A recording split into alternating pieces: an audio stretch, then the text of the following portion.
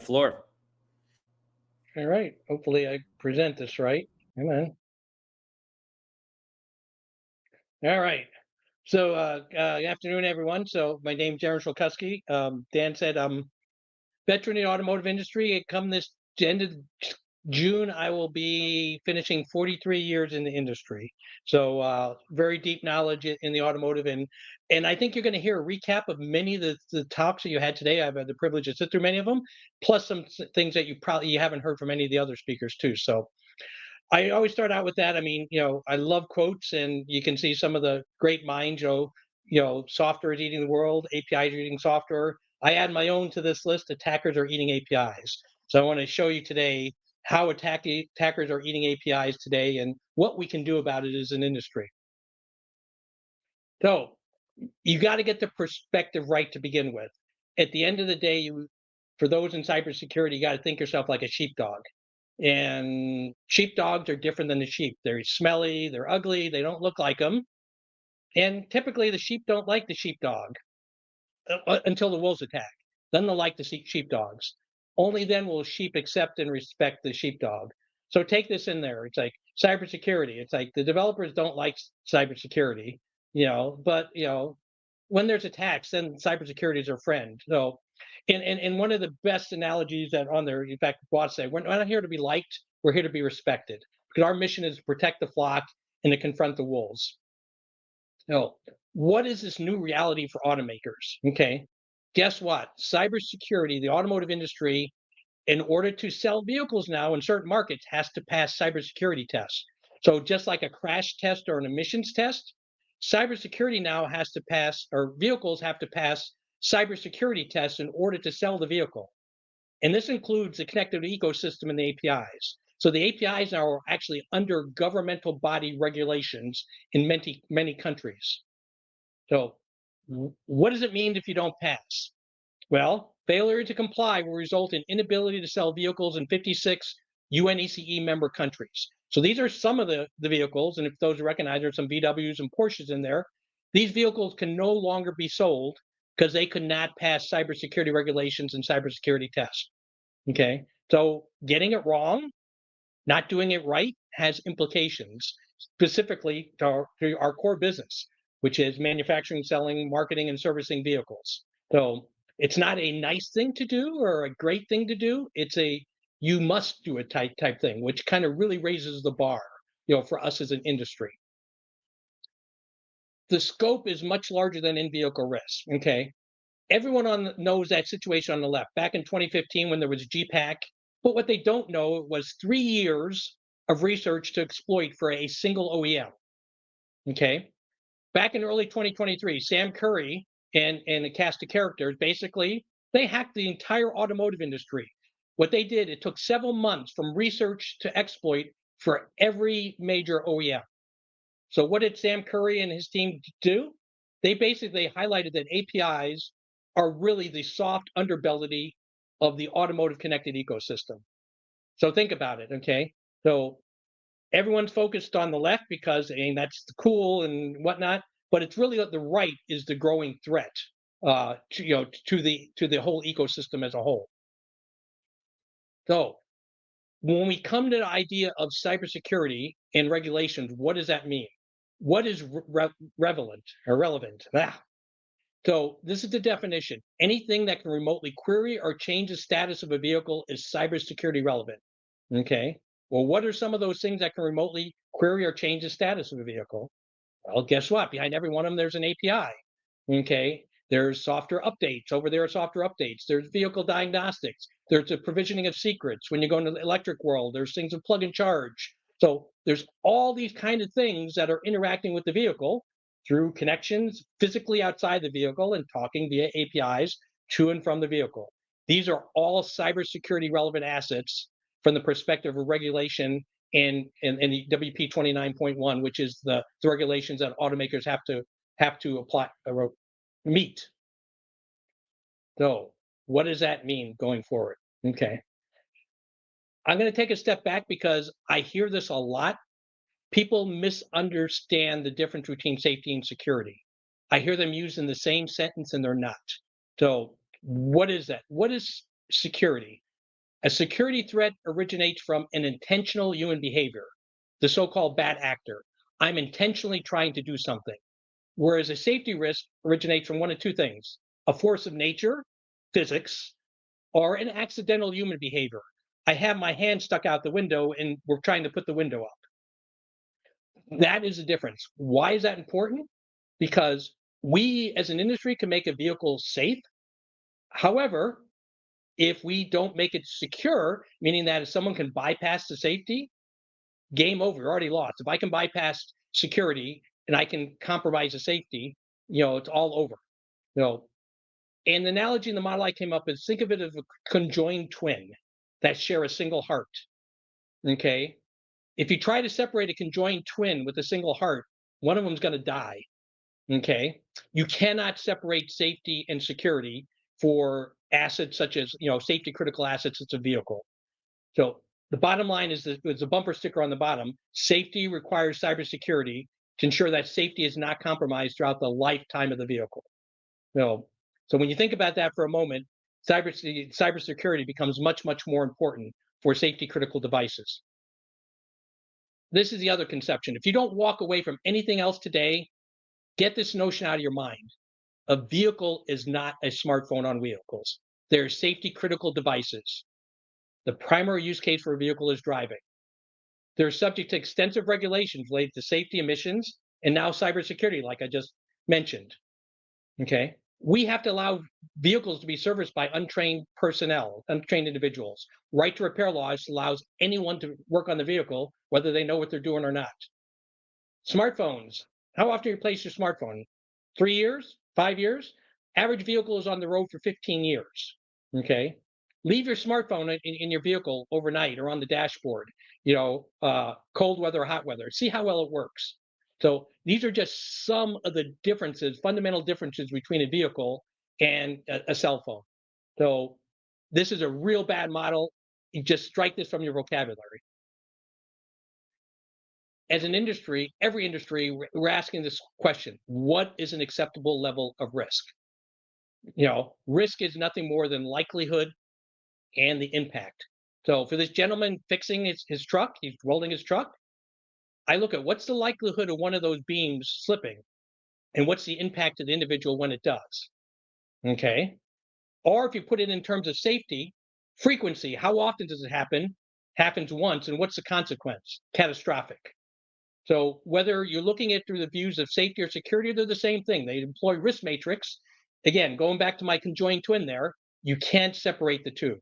So our whole focus on cybersecurity, again, this for APIs is focused on identifying, categorizing, and mitigating these types of risk.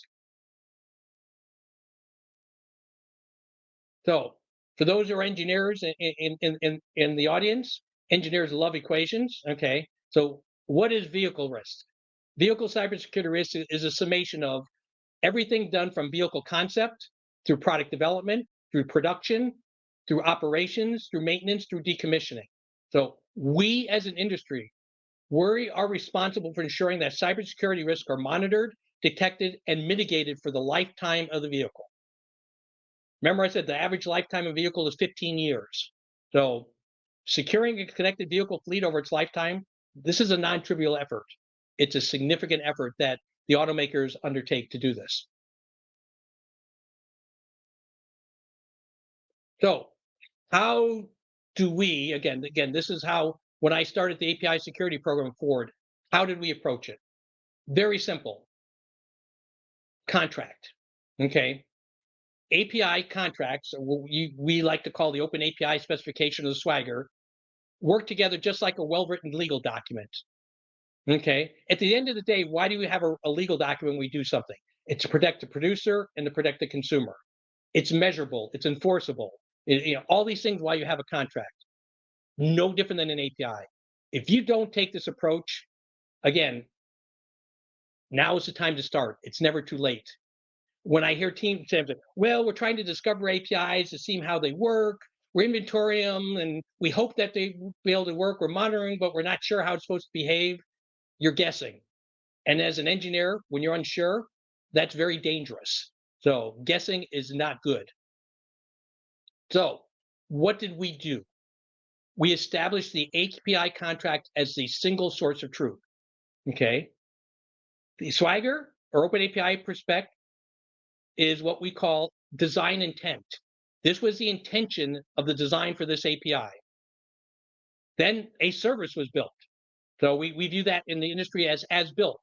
So, and we do tests because a contract is completely testable, enforceable. Does the service as built match the design? And if it doesn't, either design is wrong or the service that got built is wrong. They both can't be right. And then when we go on to the monitoring side, again, as an industry, we look at how is it being consumed? Is it being consumed to the intention as it was designed or as it was built or not? Again, we've been doing this with our vehicles for many, many years. You look at an F-150 as an example. It was designed. How are people using the F-150? We designed it with certain beliefs and constraints and whatnot. Are people actually using it the way that it was intended? Are different. So the as consumed now becomes a complete feedback loop into the as design and adjustments to the as built. So this is not a static source. This is a continuous loop between the as designed, as built, and as consumed. But they're all driven by the same thing, the API contract. When we monitor APIs, if it's not matching what the API contract says, that's a defect. And that's not a good thing. So something is wrong. How do you do this in a large multinational company such as Ford? Okay. The bumper sticker on the bottom says it all. The only way you do this is you make the right thing the easiest thing to do. And how do you do that? An automated pipeline and ecosystem. Okay. We created an API catalog. Why? You have to discover APIs that are there. When we started, we had 5 different VIN decoders in the company. That's silly. Okay. But you can't use what you don't know. Consumption. They have to be able to onboard, get access tokens, get client IDs and secrets in order to be able to consume them. Okay. So the concept of onboarding to that is key. That there's one way to onboard it. Publishing them. When you allowed individual teams to publish APIs, they did it wrong. They didn't publish it right. They left it wide open, all kind of things. So literally in the company, no pun intended, we have an API to publish APIs. Does it all for you. Then you got to know how it's being consumed. We have an observability platform that actually measures API consumption. This is kudos to Google and company. The 4 golden signals we look at are how are these APIs performing? You manage these APIs. There's on gateways. Okay, some APIs are external facing. We call them on a publicly exposed gateway, and some of them are internal facing, just for forward consumption. Those are internal API gateways. Okay, but at the end of the day, it's the same rules whether it's internal or external, because many of those internal APIs quickly become an external and public facing APIs. And then finally, monitoring, anomaly detection. Where do we see these things? Again, and say on the bottom, across all this pipeline, what is the single source of truth? It's our open API, it's our Swagger document. Product cybersecurity is different than IT cybersecurity. So, and I got the analogy, from this children's book. One of these things is not like the other. If you look at them, they're similar. Okay, they're all animals. They're all black and white. Okay, but they're also different. A penguin is not equal to a panda. Okay, they're different animals. In connected vehicles, and they are built and operate in ways that are fundamentally different than IT systems. And then this includes your APIs. So while I don't want to knock, you're going to see a lot of things that are similar for those who are doing enterprise type things. It's also different, and understanding those differences is key. Okay. In our world, architecture greatly matters. Okay. What do you build your APIs on? Straw, wood, or brick? Okay. Because at the end of the day, the big bad wolf's going to come and try to attack your API. Okay. And if you don't have the right defense and depth mitigations in place to mitigate the risks at an acceptable level, they're going to huff and puff and blow your house down, get access to all your data or whatever bad things that the bad actor is going to do. And, you're out of luck. So architecture matters. You have to understand it's a purpose-built design. It's not by accident. This is what I see a lot of time, 2 views of the same API. So traditional IT software engineer on the right and an automotive engineer on the left. Okay. This is a single API endpoint. Pretty simple. This endpoint, if the vehicle is powered, has a power lift gate, open the lift gate. If the vehicle has a manual, pop the trunk. If neither is available, unlock the vehicle, and the API only must work when the API consumer is within certain range of the vehicle. So when I talk to most software engineers, like, well, this is simple. It's a simple one REST call. I'm doing a post to API vehicle open trunk. Pretty straightforward, simple to do. Here's the auto engineer looks at it. Oh, what's the safety impact? I got to be able to diagnose this remotely if it's not working. What's the power requirements for it? Does this thing need to be encrypted? What I got to worry about replay attacks? Be able to open it. What will this facilitate theft? Is the GPS going to be accurate enough? So the connected vehicle APIs require a blending of these two worlds, the traditional IT world as well as the vehicle world. So these are just some of the questions. Liability. Who is responsible for damage if the lift gate's open and it strikes someone or something? Does the get location return from a cache, or if it's cache, how often is it updated? Okay. Is the vehicle in a deep sleep mode? How do I get it? How do I wake up the vehicle to respond to the API? Okay. What happens if in low power mode it doesn't respond? Do all vehicles operate the same way? Is a 2024 operate differently than a 2020? These are just some of the questions you get into, for this simple API that says, I can show you one line Swagger, open trunk. Real simple in a Swagger document. Reality, it's much more complicated. Another example, opening and starting a vehicle. Going back to 1914, when keys were invented, okay? These are all the different ways that you as a consumer can open and unlock your vehicle or start your vehicle. Guess what? None of these have gone away. Today, we still have keys, which means you got to manage key cut codes. We have keyless entry system. There's a whole PIN management and provisioning of those PIN secrets. There's transponders and mobilizers. There's fobs. There's mobile apps now, digital assistants, phone is a key, biometrics, and NFC cards. I just can't look at this on the vehicle side, and you just can't look at this from the back end side. This is a systems engineering problem. You have to holistically manage this thing and address the risk holistically. If you just look at it as this is a back end problem or this is a vehicle problem, the bad guys will win every time.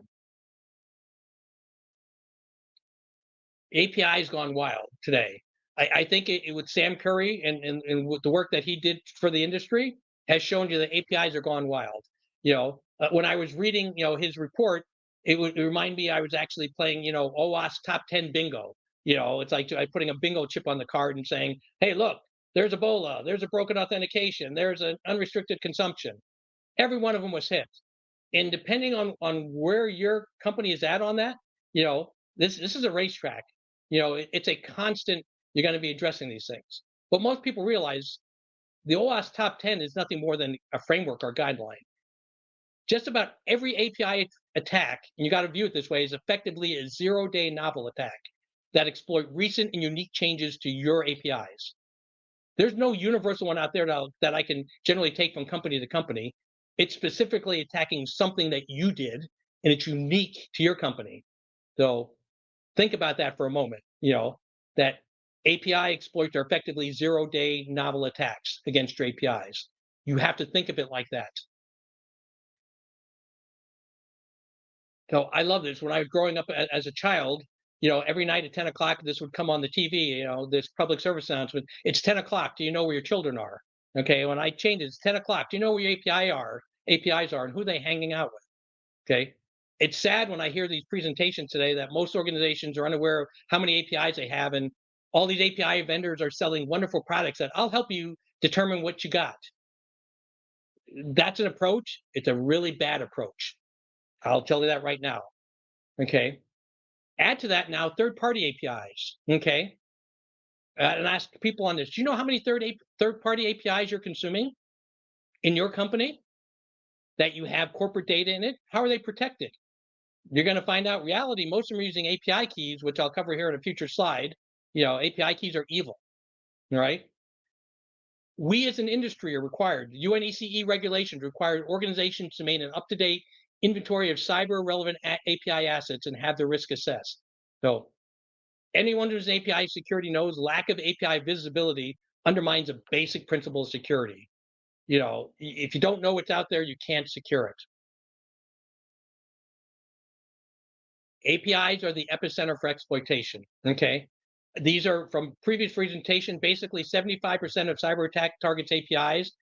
And cybercrime, 600 billion, is more profitable than the global illegal drug trade. So think about those two things. Why would people want to do this? Here's one example: hacking your vehicle. People have been hacking their vehicle or pimping their vehicle since they ever were invented. Okay. Well, here's one of the things: right to repair legislation requires that a vehicle owner, you, which is a good thing, can service their vehicle anywhere, any place, anytime. But there are side effects of that. What can you do? Again, when you go to dealer, what kind of things they can do? They can load new firmware. They can read and write memory to ECU internals, or there's potentially secrets in stored. They can change vehicle configuration, including adding keys, changing mileage, turning on vehicle features. They can steal your vehicle. They can other things like that. So all these things come into play. It's like, and why do these bad actors do this? It's simple. They go to where the data is. The data is available on these APIs, whether the APIs are on the vehicle, diagnostic APIs, or whether they're backend APIs. They're going to where the data is. I mean, they're not dumb. So I mentioned earlier API keys. Just about every third-party API that we've come across utilize API keys. Okay. Problem is, look across industry. Exposure of API keys is a real problem. An API key has no granular control over it, and once it's leaked, it can be used indefinitely because it never expires, unless you revoke it and regenerate a new one. So guess what? My only control is the security is entirely dependent on our ability to protect and monitor third-party API key usage. So just like this picture in here, I love it. This gate API keys provide a false sense of security. So challenge your vendors. I've challenged many of our third-party suppliers to implement OAuth-based security. Sometimes we've been successful, sometimes not. Okay. What we've done in the company is an API gateway pattern, such that when we call the APIs on the gateway, we pass an OAuth token, and the gateway will validate that token and, through the magic of an API gateway, exchange it for the API key. Those API keys then are never exposed to developers. They're never put in GitHub or anything else like that. So while we can do things like that, it's a defense in depth approach. It's not perfect, but it helps, reduce the risk. To the cloud.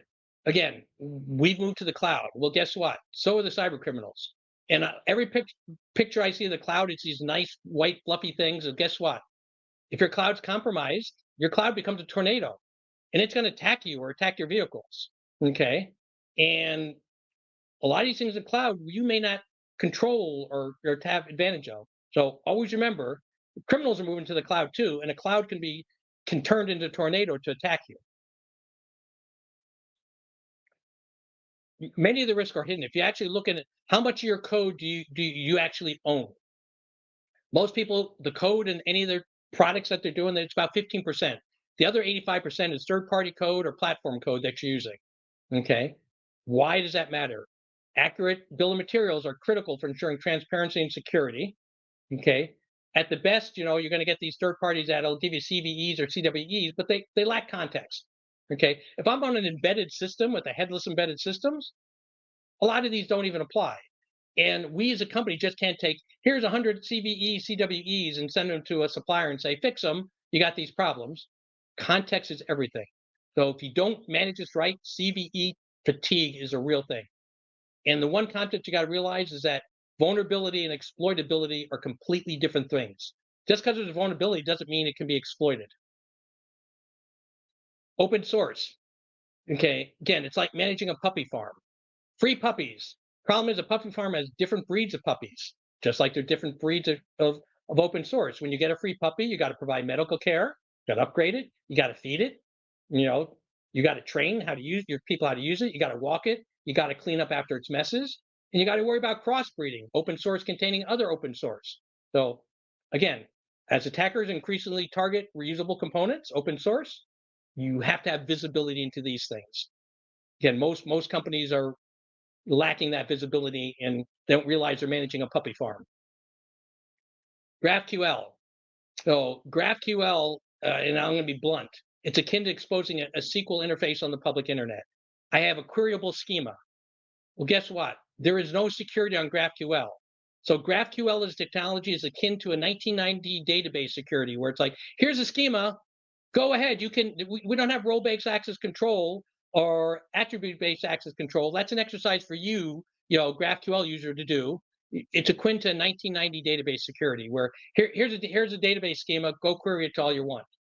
So that makes the attack surface much bigger than REST APIs and requires so much more scrutiny and oversight. So, and the biggest challenge is that there's so much non-obvious work to harden the GraphQL interface. So if you're thinking about implementing it, be prepared. You have a lot of work to do. Again, API monitoring, it's necessary but not sufficient. Again, once a cyber attack has been detected, it's too late to prevent the damage. If you get into this game of whack-a-mole, you play this game, the moles are going to come faster, then you can whack them. So again, API monitoring is good. We use it. It helps us a lot of things. It's necessary, but it's not sufficient. It's one part of a defense in-depth approach. Oh, so what do we do as an industry? We build automotive cybersecurity engineers. They're unicorns. If you know anything about unicorns, they're magical, they're difficult to catch, and they're elusive. Okay, so how do you build your unicorns for your industry? This is how we do it. When we build it, I use the Lego model to build it up. You start with strong software background, strong tech legs, customer centricity. You have the heart of the customer, curiosity, continuous learning, automotive knowledge that you're a car enthusiast, analytics, be able to look through lots of data to pinpoint relevant data, and automation. You create the wings to fly at the speed of automation. So again, we have to build these unicorns as an industry. So last slide. Huge multinational company at Ford. I have this one up in here. Is if you take a look at the front row, you'll see 4 individuals wearing white pants. Why is this important? This was for Ford's 100th anniversary. People were told many, many times to wear the blue shirt and dark pants. Many communications over and over again. Yet the day of it shows up, and what happens? You have multiple people wearing white pants. So continuous communication. So you can write all the policies and tell people the right thing to do, whatever, but it's continuous. Success in a large company is acting as an individual by working together as a global company. So always remember that's your challenge. I don't care whatever industry that you're in. So I will stop there, and there's time for any questions. Yeah, that was whirlwind, Darren, and I'm just thinking we need to get you back to give us the longer version. That was incredible, and That was tough to put that in 25 minutes. I know. Well, you did, and the comments were really quite fascinating. The one that we don't have a lot of time for Q&A because we got to go wrap up, but the comment about like not knowing your API inventory, right? And you're sort of like shock about that. I wonder, is there something fundamentally different about your world, right, where people's lives are traveling down the street at 70 miles an hour versus because it's a fact, Darren, like tons of organizations do not know what their APIs are or don't have a complete knowledge and so forth. Why is that tolerated? Why is that possible? Because you don't make the right thing the easiest thing to do. Developers are, I've done software engineering developing. Developers want to press the easy button. Yeah. If you make cybersecurity the non-easy button, they will flaunt it every time. So you better be working with them, your cybersecurity and your team together. Make cybersecurity the easy button to push. It's fabulous. You know what? I'm sad we're out of time here, Darren. We're going to have to see if we can twist your arm to join us for a future session here. So thank you very much. Darren has shared his contact information there. Lots of people want to get access to these slides. Of course, the recording will be made available to everybody. So if you want to replay it, slow it down, all of that, well, you can certainly do that. So thank you so much, Darren. You're welcome. Really appreciate it. All right. Take care, everyone. Thank you. We're going to wrap up here. So it's been a long day. I appreciate everyone showing up. I'm going to go upstairs and join Corey. So meet me over on track 1, please.